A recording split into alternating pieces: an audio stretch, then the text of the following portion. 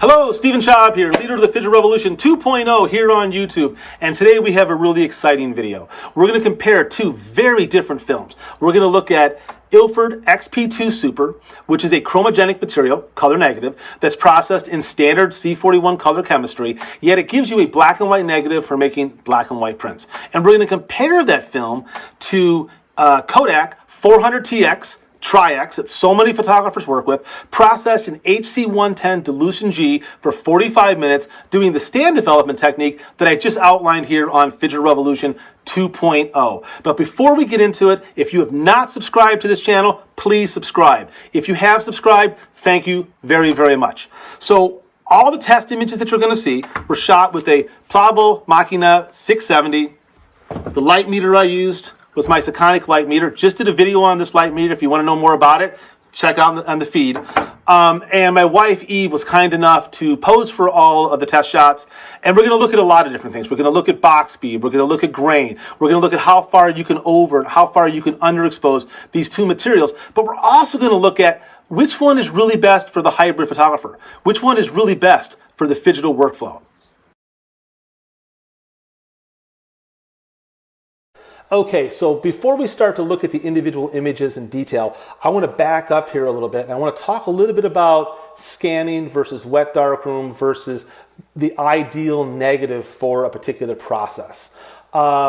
So since the early days of the digital revolution, early mid-2000s, early 2000s, like 2005, 2006, I've been advocating and writing a lot of articles, probably over a half dozen articles since then, on the idea of using chromogenic material for the hybrid digital photographer. Chromogenic being color negative material. Whether it is a true color negative material like Portra 400, or if it's a black and white material like I've just discussed on the XP2 Super, using those type of chromogenic materials for the hybrid process. And there's a lot of really solid reasons to do that. So let me get into this a little bit. First off, scanners like color negative material. Scanners don't necessarily like black and white negative material. That it is much more difficult to scan a black and white negative and get a good result than it is to scan a color negative and get a good result. Now recently here on Viva la Revolution 2.0, I've been doing a whole bunch of articles on HC110 dilution G, HC110 dilution G with a little bit of Rodinol, all for the purposes of stand development to get really what is the ideal black and white traditional film for scanning. But is that better than just using a chromogenic material? Wait and see. We'll be talking about that in just a couple of minutes. So with a chromogenic material, you have a lot of advantages. The first advantage is that your process is universal. No matter where you go in the world, C41 is C41. And as long as the people are running reasonable quality control, your process is the same everywhere. Yes, the process does cost more money per roll. Yes, the film, generally speaking, costs more money per roll. Yes, the film, though, generally speaking, has even a bigger latitude. Chromogenic materials have a very big latitude, especially for a pull, especially for overexposing the film. Chromogenic material loves to be overexposed. As a matter of fact, the more you overexpose a chromogenic material, let's say you're shooting a 400 speed film and you shoot it at 100, the wonderful thing that happens is that the grain becomes even finer. The dye clouds become more tightly packed. And as a result, the film literally becomes smoother. It's kind of the opposite of what happens with traditional dark black and white materials. So there are a lot of good reasons. Additionally, you can use things like ice or things like SRDX to remove dust and scratches from your chromogenic material, and thus saving you a tremendous amount of time. You can't use those materials, or at least you can't use them in a good way, with black and white negatives. It creates all sort of artifacts and it's just, generally speaking, very ugly. Chromogenic materials also are that lower contrast negative. Now, I've given you the technique to produce that with the HC110 dilution G, but I can tell you in a side-by-side test, which we will be looking at, doing a scan of XP2 Super, once again, a chromogenic black and white material, comparing it to Tri-X, the chromogenic was far easier to scan. It's not that the Tri-X was difficult. I've got a really good workflow for scanning, which I'll be sharing with all of you in future posts, but the chromogenic is just easier. So if you don't want to have to be doing your own film processing, C41 is the way to go.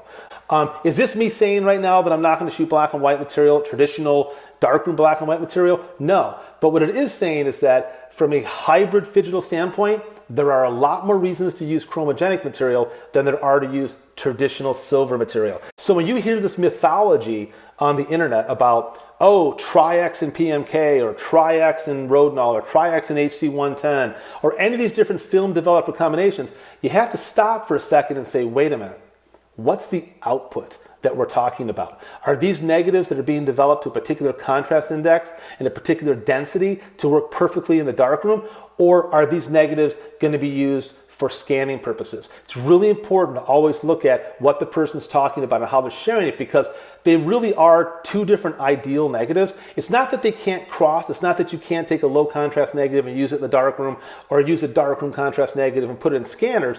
But if we're talking about best practices, if we're talking about the best negative, then they really are different things. Yes, color negative material is by and large is more expensive as well. But once again, the amount of time you're going to save with dust and scratch removal in the scanning software, time is money, makes up for the difference. So what we're going to do now is I want to go through and I want to talk about the different films and talk about some of the advantages of the different films. So I'm going to pull up a different image now. Okay, the first image that we're looking at here is Eve, just shot in our front yard. This is 400TX, which is Tri-X by Eastman Kodak, processed in HC110 dilution G for 45 minutes using the stand development technique. It's classic Tri-X. I mean, everything about this just screams Tri-X. It has a great look. It's nice and sharp, lots of nice gray tones, but also, once again, because it's Tri-X, it also has really nice contrast. The highlights and the shadows are well controlled.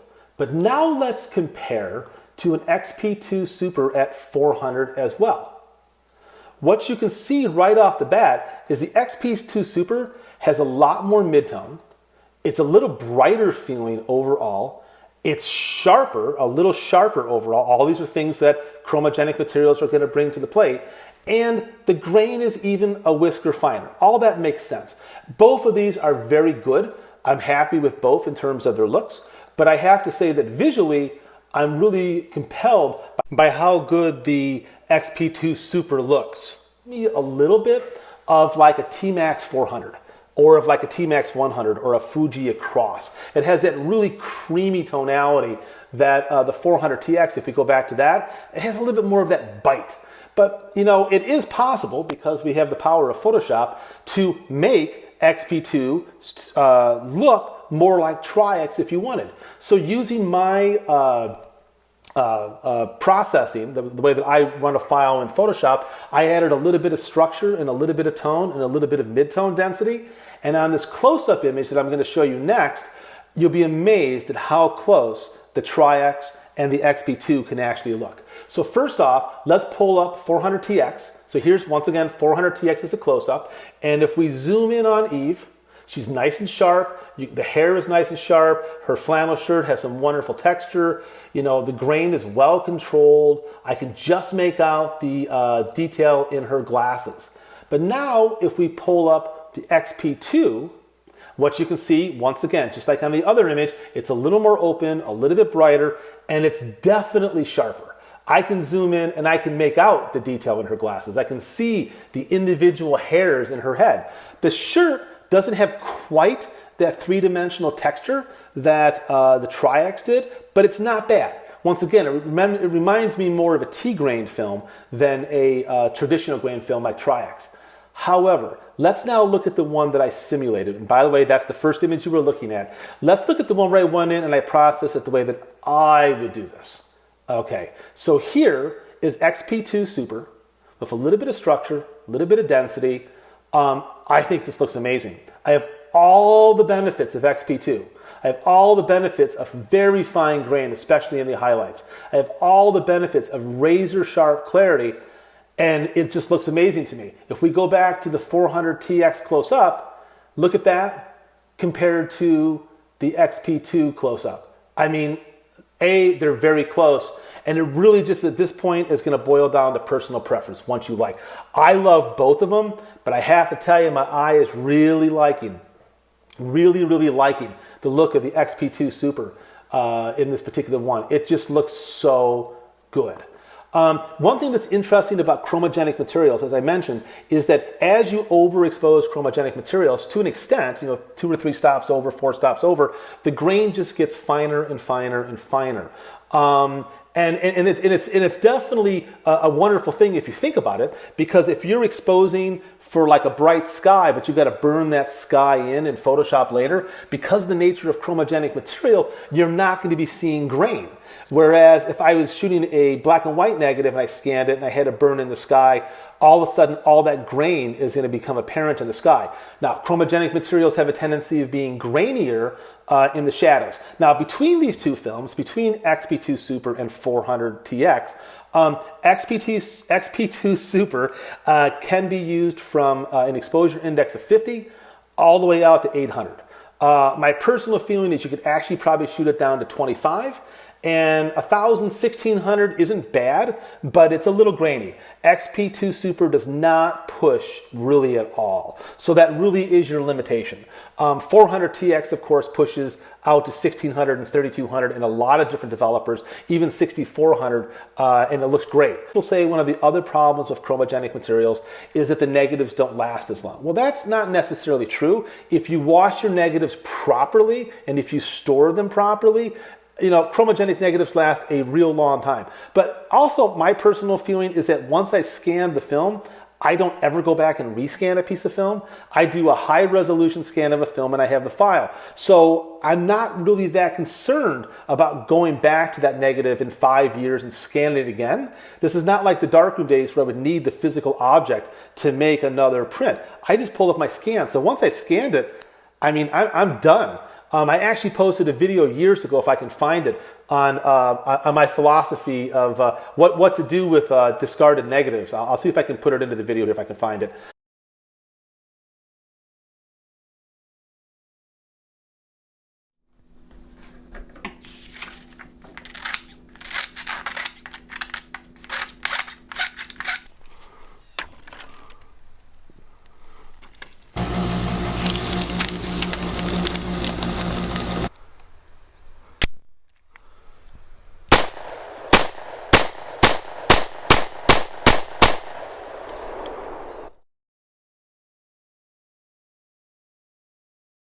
So let's take a look now at 400 Tri-X, which is this image you're seeing right here. This is overexposed to an exposure index of 50, so that's a lot for Tri-X. On, once again, HC110 dilution G. You can see it's a little murky, a little. You can tell it's overexposed. There's a lot of compression of tone going on there. But once again, I didn't do a lot of work on these negatives. With just a little bit of effort, I could probably bring something up that would be usable. And that just speaks to the power of how good that dilution G is for the purposes of scanning. It really is bringing out the best of what I can see in Tri-X. But here's the XP2 Super at 50. This looks amazing. It's absolutely amazing. The grain is incredibly fine. The highlights don't feel compressed. It's got a real nice sense of breadth to it. And as I said, it just absolutely sings, especially when you compare it to the Tri-X. It's just a better scan across the board. Let's take a look at another one. So here's Tri-X at 800. Tri-X at 800, and in HC110 dilution G, and it looks good. Grain and everything looks real nice. Everything's well controlled. It has that classic Tri-X feeling. But here's the XP2 Super at 800. It looks amazing. There's nothing about this that I don't like. And once again, as I showed you on the one that I worked on a little bit with a little bit of a simulation technique, I can make this negative look a million different ways. That's really one of the huge advantages to a chromogenic material. Let me go back to that simulated. Let me pull that up here. Okay, here we go. The one big advantage to a chromogenic material is that it lends itself in a wonderful way to be very, very, very flexible. Like I can add grain, I can add structure to this material in a way that with traditional black and white film, it could become problematic over time. I can do all sorts of stuff to this material. I can massively overexpose it, massively do multiple exposures, and they'll hold up much better than a traditional process black and white film.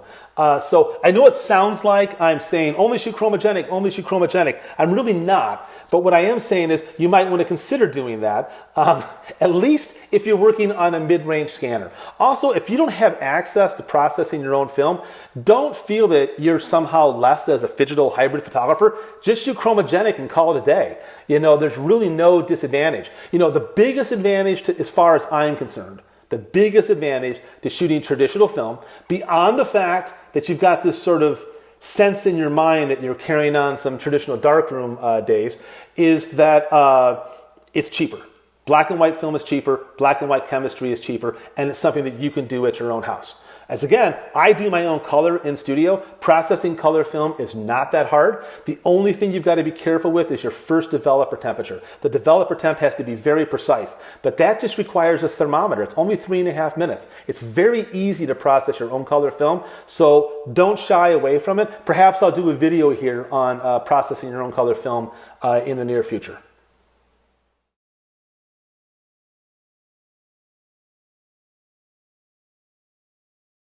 So in conclusion, I hope you found this post inspiring, and I hope the series of posts you've been watching here on Viva la Revolution 2.0 has started emphasizing something that I'm going to continue to emphasize here on the post, which is the range of flexibility that we as photographic artists have using the hybrid workflow.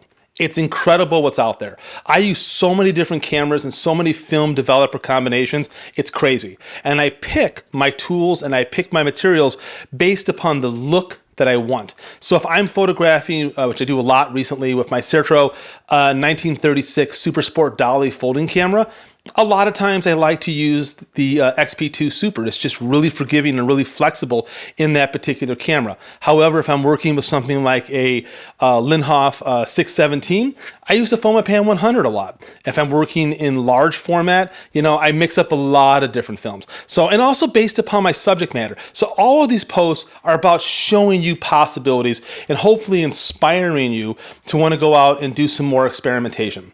Let's quickly though talk a little bit more about the XP2 Super. So if I was shooting the XP2 Super as a daily film, I would probably shoot it somewhere around 200. 200 to me is just absolutely drop dead gorgeous. I'm getting that slightly finer grain, slightly finer dye clouds because of the overexposure. I'm still having fast enough shutter speeds that I can hand hold. It's great. If I was shooting something on a really contrasty day like snow or on a beach or something like that, I'd probably shoot it at 100 or even at 50. And that would really help tame that contrast and make sure that the shadows had adequate detail, provided I wanted the shadows to have adequate detail. I could always shoot it more at 200 or 400 and crush the shadows. This is once again about understanding the materials and understanding the flexibility that you have as a hybrid artist. If I was shooting, you know, on a low contrast day, I'd probably shoot it at 400. And if I needed 800, I would shoot 800 without reservations. It's absolutely fine at that. I've done 1600. It's okay. 1600 in a pinch. I did try to do a push test on this film. The results are mixed. I don't really care for it. So I really would try to stick with the 800/ maybe 1000 as the upper limit and 50/25 as the lower limit. But all in all, it's a wonderful film. Thank you very much for listening. Have a great day. Now go shoot some film.